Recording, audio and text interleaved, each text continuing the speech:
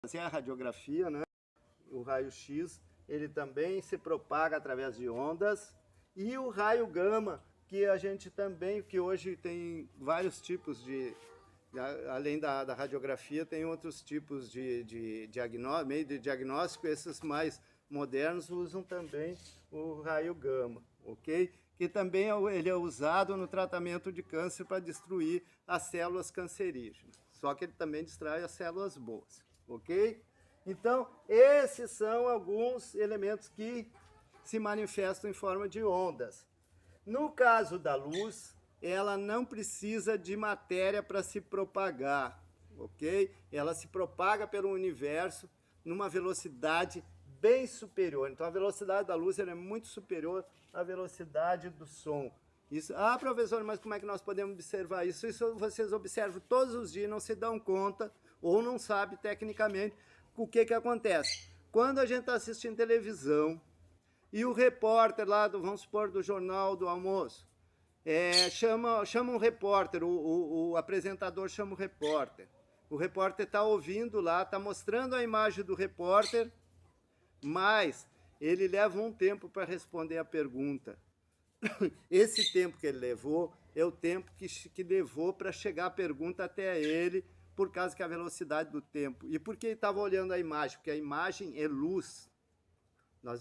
A imagem é luz. Nós recebemos luz nos nossos olhos e formamos as imagens, certo? Diferentes tipos de luz.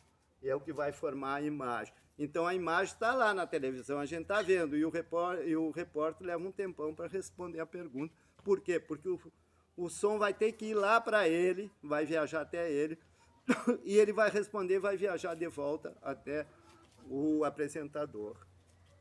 Então, essa é a diferença da velocidade entre a velocidade do som e a velocidade da luz, ok? Então, deixa eu tomar uma água.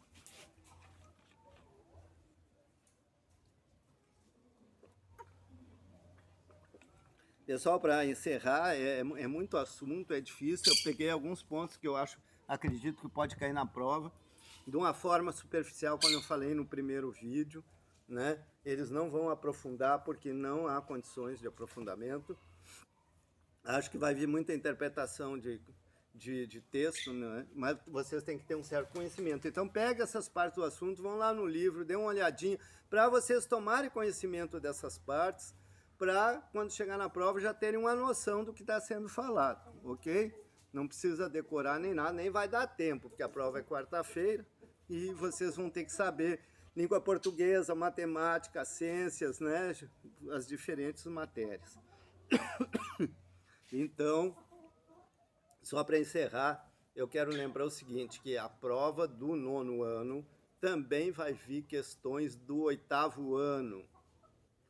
Bom, uma coisa que eu digo com certeza, estude porque vai cair, é a parte de reprodução e sexualidade, certo?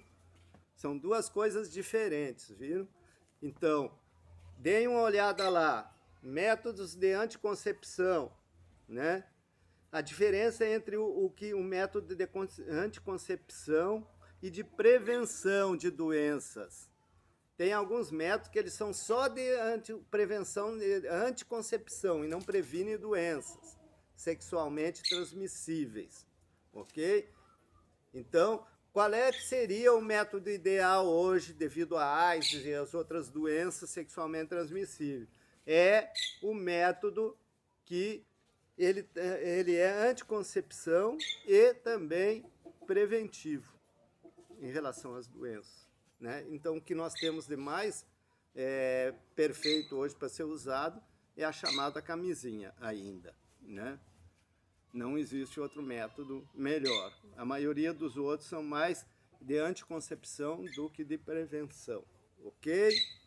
Bom, então uma das questões é essa, em relação à parte sexual, os órgãos, como é que ocorre a reprodução, essas coisas. Deem uma olhada lá, né? Outra coisa que provavelmente vai vir falando é em relação à alimentação, nutrição. Então entra o digestório, certo? O digestório vai estar na berlinda por causa da questão de alimentação. Pode vir algum texto falando de alimentação e trabalha em nutrição, né? Então dê uma olhada nesses assuntos de 8º ano, né?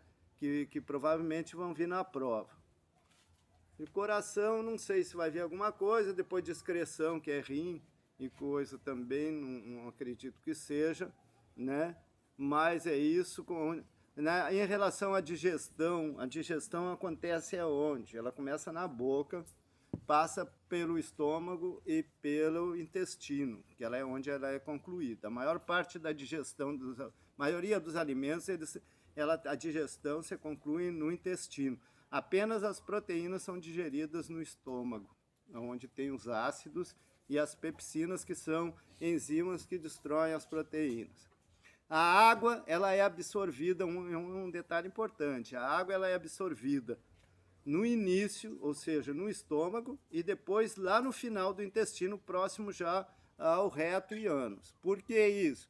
Porque as fezes têm que estar, o bolo alimentar ele tem que estar úmido para circular pelo intestino todo, né? Se ele for ressecado, ele tranca e anda muito lentamente. Então, a água é absorvida mais no final do intestino, ok? Acho que seriam essas questões, né? Dei uma olhada também nos assuntos do 8º ano. Então, seria isso aí. Eu desejo uma boa prova para vocês e que todos nossos alunos vão passar. Média de 5 para cima, ok? Valeu!